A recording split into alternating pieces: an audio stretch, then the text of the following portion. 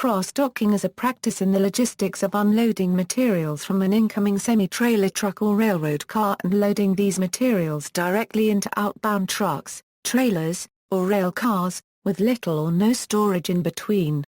This may be done to change the type of conveyance, to sort material intended for different destinations, or to combine material from different origins into transport vehicles with the same destination or similar destinations.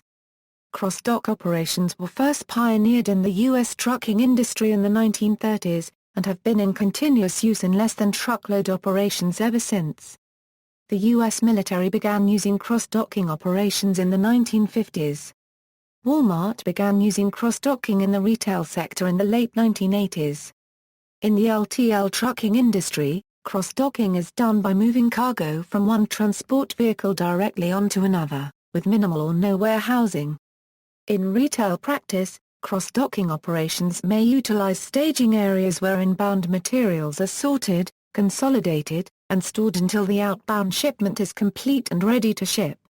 Advantages of retail cross-docking: streamlines the supply chain, from point of origin to point of sale, reduces labor costs through less inventory handling, reduces inventory holding costs by reducing storage times and potentially eliminating the need to retain safety stock. Products reach the distributor, and consequently the customer, faster, reduces or eliminates warehousing costs, may increase available retail sales space, less risk of inventory handling. Disadvantages of cross-docking: potential partners may not have the necessary storage capacities, an adequate transport fleet is needed to operate, a computerized logistics system is needed, additional freight handling can lead to product damage. Typical applications: hub-and-spoke arrangements, where materials are brought into one central location and then sorted for delivery to a variety of destinations. Consolidation arrangements, where a variety of smaller shipments are combined into one larger shipment for economy of transport.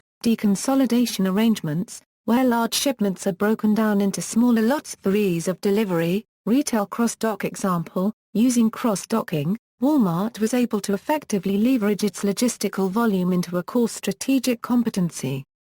Wal-Mart operates an extensive satellite network of distribution centers serviced by company-owned trucks. Wal-Mart's satellite network sends point-of-sale data directly to 4,000 vendors. Each register is directly connected to a satellite system sending sales information to Wal-Mart unregistered trademark's headquarters and distribution centers.